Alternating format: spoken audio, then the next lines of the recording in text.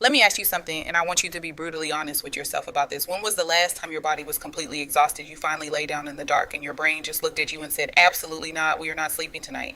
Oh, you mean the classic 2 a.m. highlight reel where your mind suddenly rips open a filing cabinet of every awkward conversation, every looming bill, and that one incredibly embarrassing thing you said half a decade ago? Because that happens entirely too often. It's like you are lying there doing complex emotional math on problems that do not even have solutions. Exactly. And it is such an isolating feeling. You are just staring at the ceiling, feeling like you are the only person in the world who can't just turn off. But the truth is, this is one of the most universal human experiences. Anxiety is everywhere, yet it is so rarely talked about with total honesty, especially in certain circles like high performance cultures or faith communities, where there is this unspoken rule that if you just had a stronger mindset or if you just prayed harder, you wouldn't feel this way. That stigma is incredibly damaging. It creates a culture where people are holding it together perfectly during the day and completely falling apart the second they are alone in the dark. They suffer in silence because they think their anxiety is a character flaw.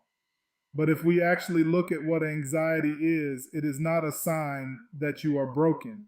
It is essentially your body's alarm system. We all have this brilliant built in threat detection engineering, the fight or flight response. When it works, it keeps you alive.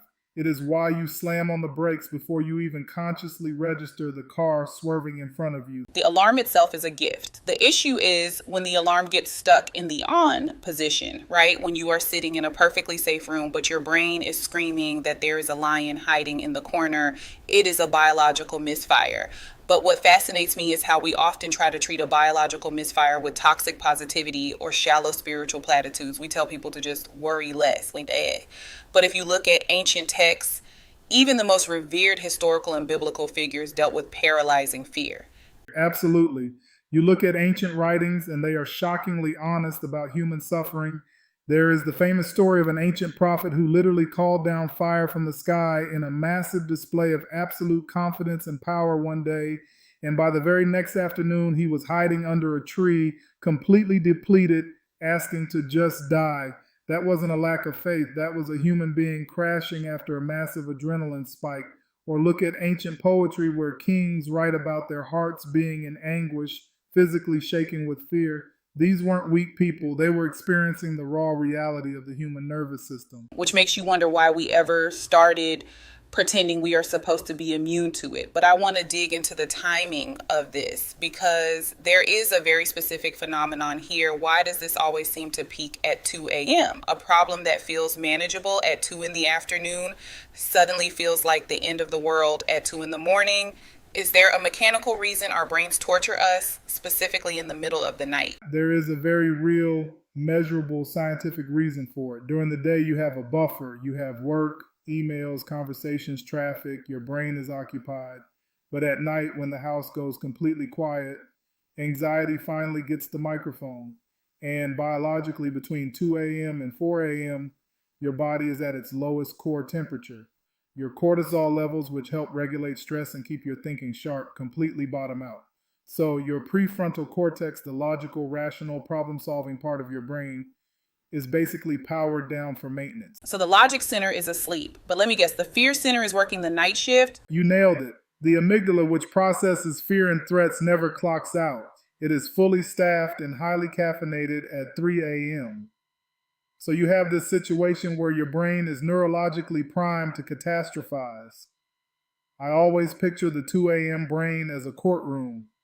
Fear is the aggressive prosecutor pacing the floor, presenting all these worst case scenarios as hard evidence, and your rational mind didn't even get an invitation to the trial. The defense attorney is asleep under the table. So, of course, you are going to lose that case. That is a brilliant way to frame it. It completely removes the shame. It is not that you are failing at life. It is that you are trying to win a logical argument with a piece of biology that doesn't understand logic. So if we know the trial is rigged at 2 a.m., how do we fight back? We can't just lie there and let the prosecutor yell at us until dawn. We have to actively interrupt the cycle. And one of the most fascinating ways to do this comes from neuroscience, though it perfectly mirrors ancient wisdom. There is this concept called the 90-second rule, discovered by a Harvard trained neuroanatomist. She found that when a negative emotion is triggered, the actual chemical flush of that emotion through your body lasts exactly 90 seconds. That is it. After a minute and a half, the biological event is over.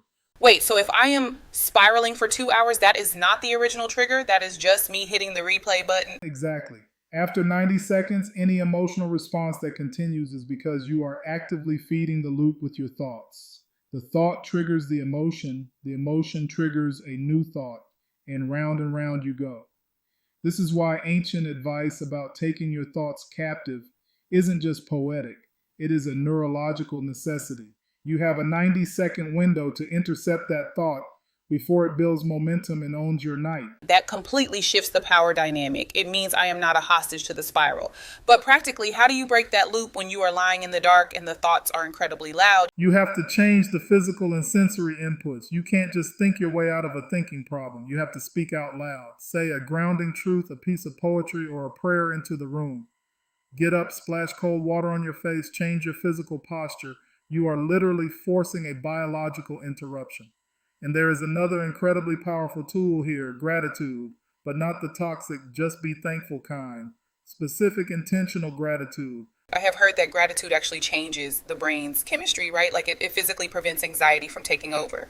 Yes, research shows that genuine gratitude activates the hypothalamus and triggers dopamine. But the most crucial finding is that your brain cannot sustain a full anxiety response and a genuine gratitude response at the exact same time. They compete for the exact same neural real estate.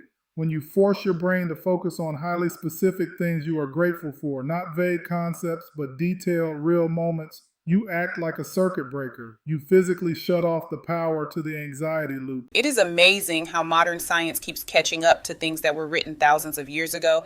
The instruction to be thankful wasn't just about being polite to the universe. It was a survival tactic for the human mind. And speaking of physical actions, I think there is something to be said about externalizing the fear, because when it is bouncing around inside your skull, it feels infinite. But what happens when you actually write it down? It loses its magic.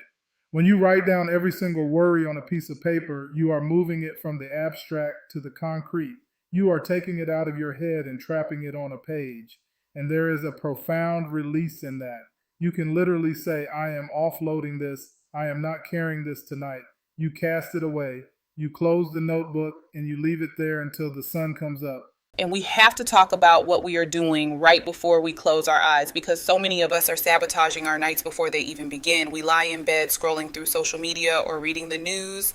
We are voluntarily feeding our brains algorithmically designed outrage and panic, and then wondering why our amygdala is on fire at 2 a.m. It is the ultimate self-sabotage. You are handing the keys of your subconscious over to the most chaotic forces in the world right before your rational brain powers down.